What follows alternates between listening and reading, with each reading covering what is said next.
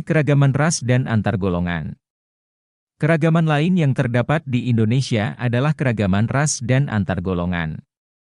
Ras disebutkan berasal dari bahasa Perancis yang berarti akar. Dengan demikian, ras dapat disebut sebagai akar dari populasi atau kumpulan manusia berdasarkan genetika tubuh serta tampilan fisiknya atau fenotipenya. Selain ras, keragaman juga terdapat pada antar golongan masyarakat. Kalian tentu tahu bahwa di masyarakat ada golongan-golongan. Baik golongan berdasarkan pilihan politik, kemampuan ekonomi, maupun dari kegiatannya sehari-hari.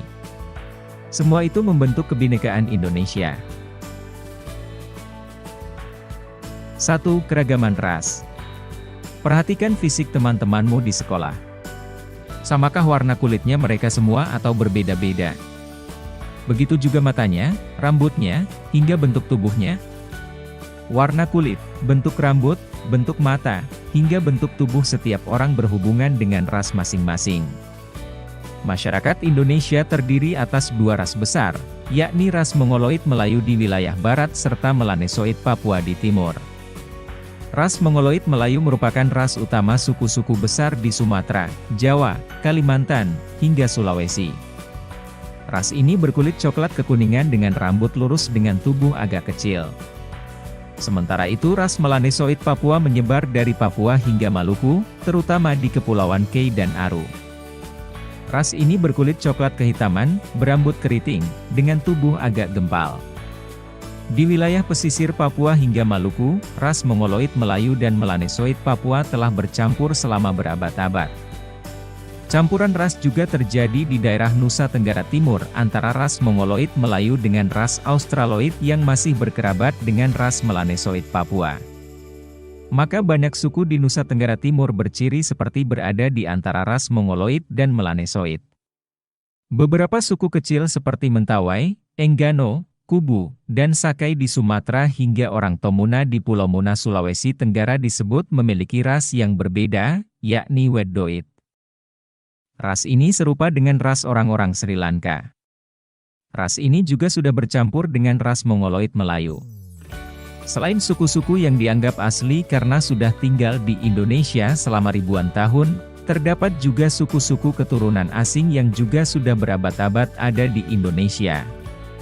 Yang dominan adalah keturunan Tiongkok dan bersama keturunan Jepang dan Korea mewakili ras Mongoloid Asiatik. Juga keturunan Arab, India, hingga bangsa-bangsa Eropa yang mewakili ras Kaukasoid. Semua ras tersebut ada dan bercampur baur satu dengan yang lain di Indonesia. Keragaman inilah yang ikut memperkaya kebinekaan Indonesia yang membanggakan saat ini. 2. Keragaman antar golongan.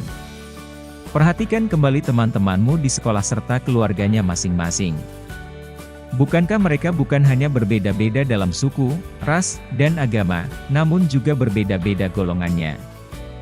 Golongan itu dapat menyangkut tingkat ekonomi, pilihan organisasi dan politik, maupun golongan soal pekerjaan dan kegiatan di masyarakat. Dalam hal ekonomi, golongan masyarakat juga berbeda-beda. Ada orang yang sangat mampu secara ekonomi, ada yang biasa-biasa saja, dan ada juga yang kurang mampu. Anak-anak dari keluarga mampu umumnya punya fasilitas lebih baik, sedangkan yang kurang mampu umumnya lebih mandiri dalam berbagai hal. Semuanya perlu saling menghargai serta mendukung satu sama lain. Organisasi serta pilihan politik setiap keluarga juga bisa berbeda-beda.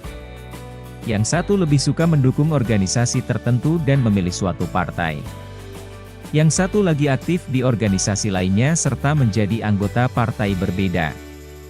Maka golongan masyarakat menyangkut organisasi dan pilihan politik pun bisa berbeda-beda. Profesi atau jenis pekerjaan juga dapat menjadi golongan yang membeda-bedakan warga.